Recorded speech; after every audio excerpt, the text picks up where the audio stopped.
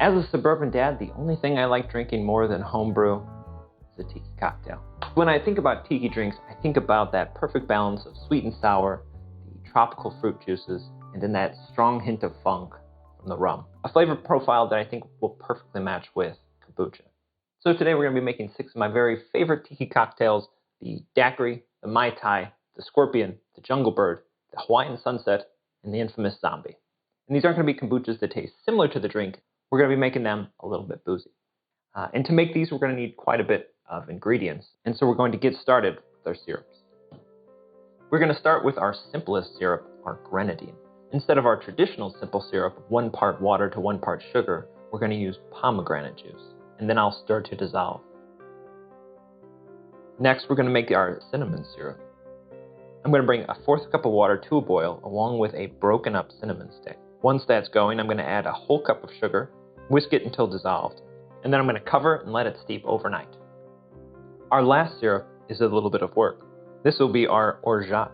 We're going to start with a 1/4 pound of raw almonds. We're going to boil it briefly, cool it back down so that we can skin them. Once that's done, we're going to boil 1 cup of water, put our almonds back in. Once they reach a boil, we're going to strain them, keeping both the almond water and our boiled almonds. We put them into a food processor and we blend it for 10 seconds until it's about the size of a rice granule. Now that we've got them broken down, we add back our almond water and we process it again until it's about the consistency of watery oatmeal. Now we're going to let it rest for 1 hour. Then we're going to strain it, measure how much liquid we ended up with, and add double the amount of sugar. We put it back over low heat and we continue to whisk until all the sugar is dissolved. Once that's done, we let it cool, we strain again, and then we're ready to go. For our tea this time, we went with a half black, half green blend. Since there's going to be more subtle flavors in this kombucha with hints of grenadine, hints of one rum, hints of another, we really want it to stand out. So I think half green tea will help us there. One other note is the alcohol content. For alcohol content in kombucha, in short, it's very difficult to measure, but it's about 0.5%. To get into the technical reasons, for alcohol content, there's not really a straightforward, easy way to measure it yourself. The traditional way for beer would be to measure how much sugar you're starting with and then how much sugar you end with, because the yeast will have converted all of the sugar into alcohol. With kombucha, it's not that easy. It's a combined living culture of bacteria and yeast. They're constantly producing alcohol, then converting that alcohol to acids and other things. You also can't measure with a hydrometer because there's so much acid and other particulates that it throws off the measurements there. So outside of a professional laboratory, there's not really a way to get a precise measurement, but you can measure within about 1% ABV. On average, with my brews, it comes out to about 0.4, 0.45% alcohol. Today I ended up with about 0.65%. Does that matter? Is it accurate? It's hard to say. What will be easier to say, though, is once we fill this up with proper booze. The real cocktail will be about 25% alcohol. I don't want these to be quite that strong, or to empty my entire liquor cabinet. So these are going to be more about 2 to 3%, except for the zombie, which by tradition I'm going to make unnecessarily strong. Our first cocktail is the very traditional lime daiquiri. And we're going to start with 44 grams of fresh lime juice. To this, we're adding 18 grams of simple syrup, and then 29 grams of the lightly aged blended rum. In this case, I'm going with Plantation 3 Stars. And that's ready to go. For our Jungle Bird, I'm using a bit of an unusual ingredient, canned pineapple juice. Since we can't really get fresh pineapples here in the Midwest, I've tried side by side with ripe pineapples from the grocery store that have been freshly juiced versus this cheap can. And I don't want it to be true, but this is one every single time. And I'm going to add 41 grams of juice, plus another 10 grams of lime juice, 10 grams of simple syrup, 6 grams of Campari, a bitter Italian liqueur, and 20 grams of a black rum. In this case, I'm going with Gosling's Black Seal.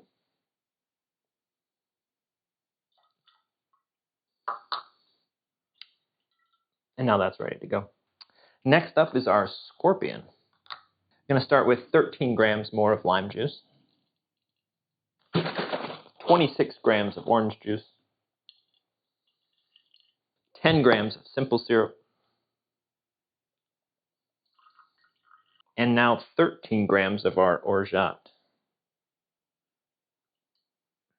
5 grams of brandy,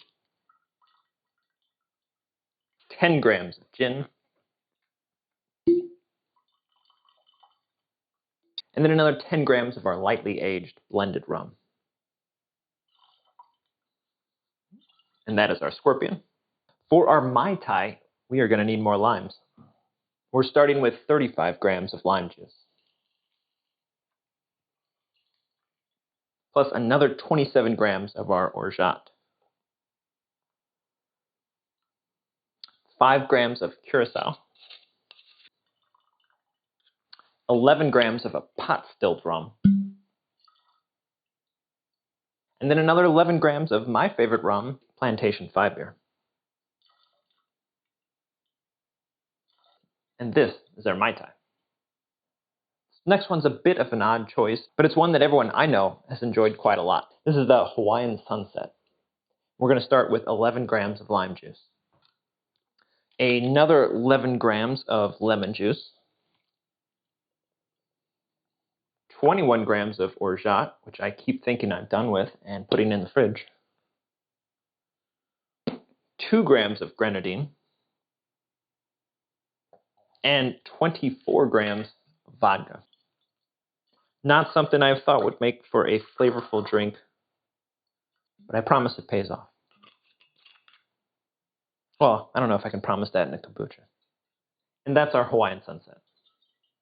And finally, we've got our zombie, a drink notorious for two things. One is that there was initially a limit of 2 per customer, lest you turn into a zombie. And the other notable quality is that you will probably not like it when you first start drinking it, but you will enjoy it by the end. Starting with 37 grams of lime juice. Next, we've got 12 grams of grapefruit juice, 12 grams of our cinnamon syrup, another paltry 2 grams of grenadine, 8 grams of John D. Taylor's Velvet Felernum,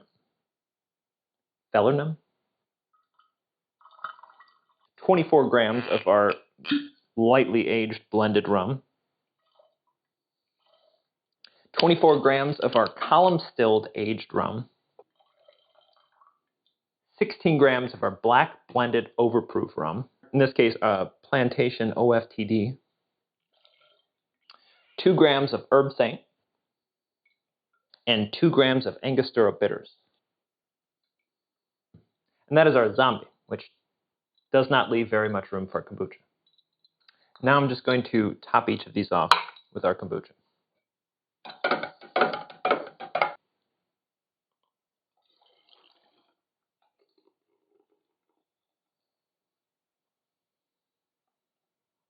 Now that these are bottled, we're just going to let them carbonate for 3 days at 74 degrees. After 3 very patient days of carbonation, plus another day in the refrigerator, we are ready to get a little funky. And we're going to start with our lime daiquiri, which I imagine might taste the best, but I don't think we're going to get very good carbonation because it's mostly just citrus juice, which doesn't tend to fare very well.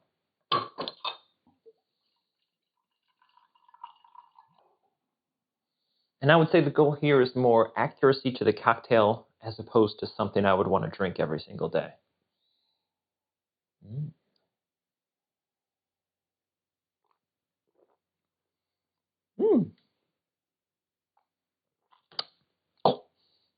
Oh, the lime comes through really clearly. I don't taste any of the rum, I would say. This does taste exactly spot on how I like my lime daiquiris. There's a punch of lime sourness and bitterness. There's a good amount of sweetness behind it. I taste none of the kombucha. I taste none of the tea. But there is some sort of added depth of flavor there that I really enjoy. I think I might actually like this better than a regular daiquiri. So for me, I think I actually would want to make this every week. Lime daiquiri, that's a pass.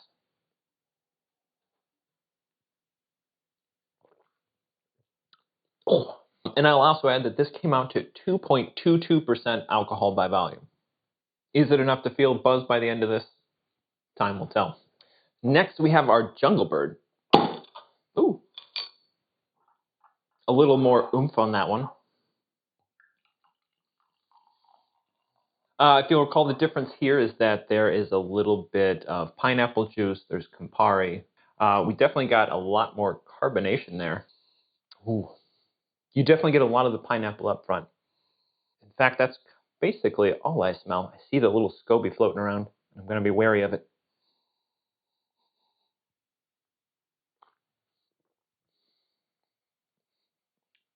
Mm.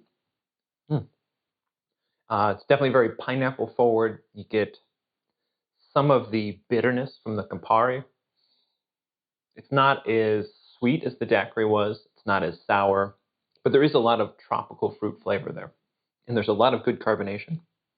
This came out to 2.21% alcohol by volume, and I would say, yeah, again, there's a lot of depth of flavor there. It's not just pineapple and Campari. It's not just bitter and sweet. There's a lot of subtle things going on in there. Hmm. It's delightful. As I drink more of it, a lot of the bitterness does come through. But in a very pleasant way. It's not a punch in the mouth bitterness. It's just sort of a nice subtle aftertaste. This reminds me of some sort of soda, I think. Some other existing sort of soft drink. Can't tell what it is. But this is delicious. Next up is our scorpion, traditionally drunken out of a large ceramic bowl with very long straws. I believe the original recipe called for a bottle and a half of rum to start. This has orange juice, it has brandy, it has our orgeat, it has our rum, it has some gin. I can smell the orange juice. That was the primary fruit juice here.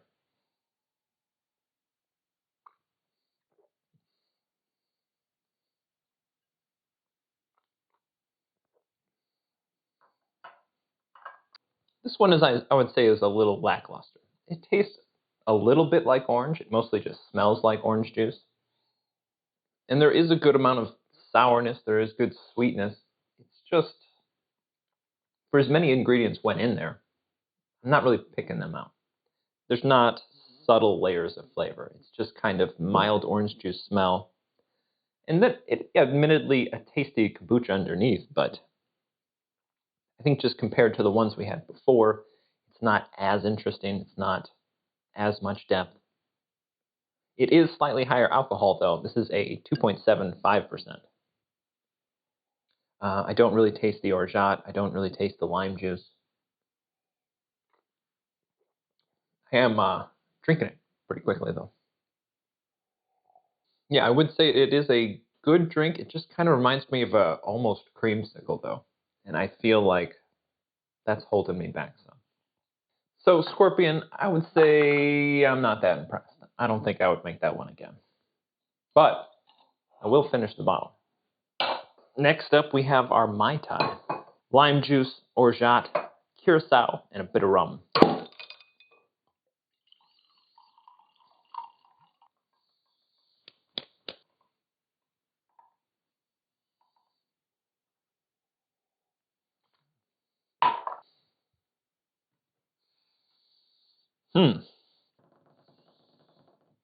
I don't know what that one did to me.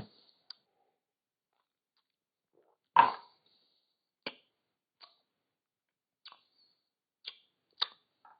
don't know what's going on there. Hold on. I gotta get this crap out of the way. There is good carbonation. There's a flavor I can't pin down. I guess it must be something between the almond syrup and the lime juice. It's sour, it's bitter. I think some of the mint oils got in there too. But there's a kind of smell, like almost an artificial mint cleaning product. And I think that's what's throwing me off. There's a smell of it too. Not something that's tropical, not something that's fruit flavored. Perhaps it's from the alcohol. This is stronger. This is 3.19%. It's quite bitter up front. There's not much sourness. It's mostly just bitter and then sweet.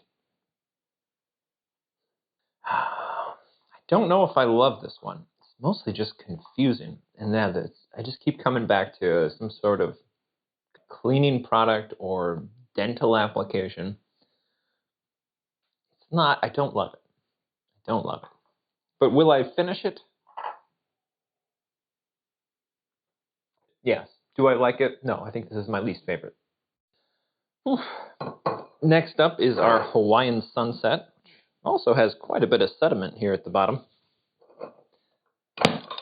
This one's lime juice, lemon juice, vodka, or orgeat, and a hint of grenadine, which makes it look like a nice, pretty sunset if you have it in a cocktail glass.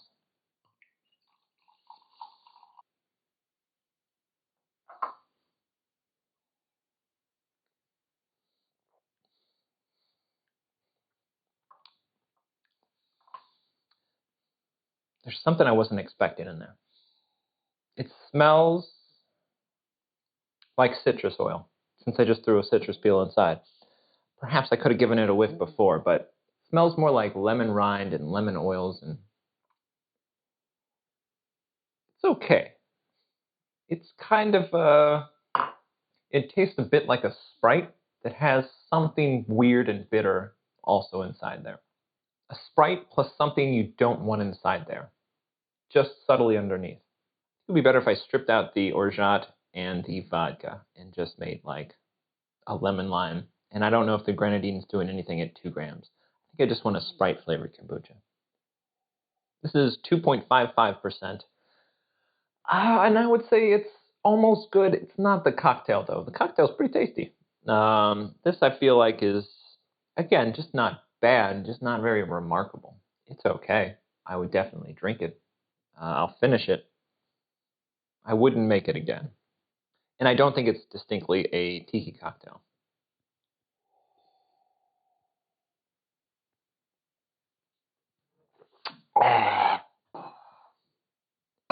Finally, we've got our zombie. Lime juice, grapefruit juice, cinnamon syrup, grenadine, velvet falernum, rum, and a bunch of bitters. No real carbonation, which probably to be expected since we used up about half the bottle putting in our recipe.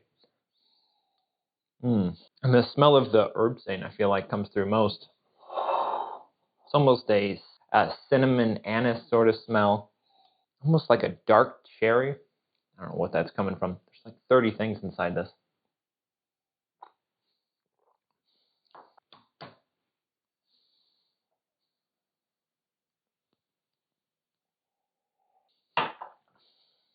It's better with the mint. Very bitter, presumably from that lime juice, the grapefruit juice. This one came out to 7.02% alcohol. So essentially, we're drinking a beer. Get some of the cinnamon. There's definitely a lot of like spices and herbs that are coming through. It is still sour. It's mostly bitter. There's not much sweetness. It is always a drink that up front I do not like. Definitely comes across as sort of medicinal. Oh, huh. Don't take too big of a drink.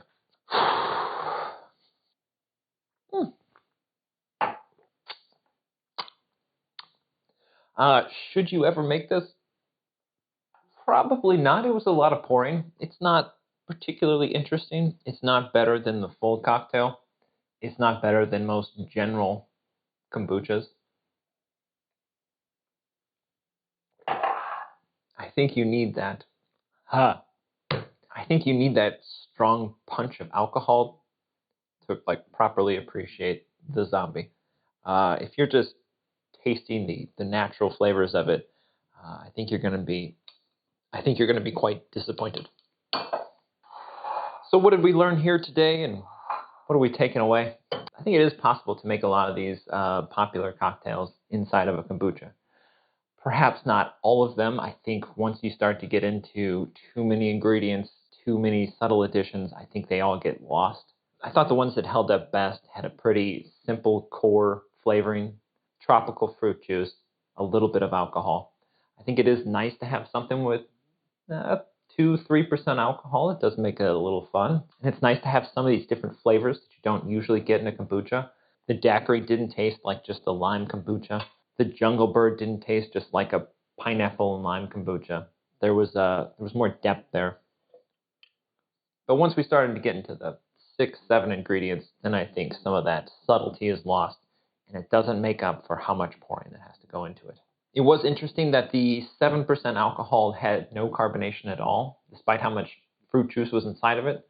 I know that high alcohol content can keep yeast from reproducing, but I don't believe it should affect fermentation at all. So I would have thought that there'd be at least some sort of trace of carbonation. But clearly that was not the case. But up in the 2 to 3% range, I think we were doing fine. So I think the main lesson here is just pour a bit of rum into all of your kombucha because it makes the workday a little bit more fun. So thanks for watching. This is Reckless Booch.